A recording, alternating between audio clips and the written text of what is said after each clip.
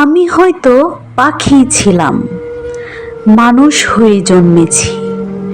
বুকের ভিতর এক আকাশ চেপে মানুষ হয়ে চলছি।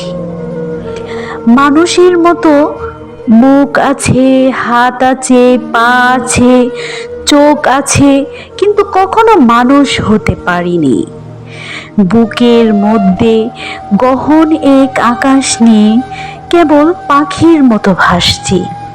কেউ বুঝুক বা না বুঝুক, আমি আমার মতো উড়ছি।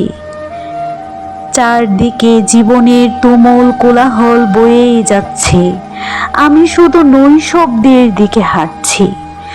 দুঃখ পেলে আকাশ দেখি, নিবিড় অরণ্যে দৌড়ে ছুটি। প্রবহমান ঝর্ণার শব্দ শুনি, কোলাহল থেকে দূরে সরে আবার সেই প্রসন্ন আকাশ ফেরে। আমি রক্ত মাংসের মানুষ, কিন্তু কখনো চিরাচরিত মানুষ হতে পারিনি। আজন্ম এক পাখি রয়ে গেছি।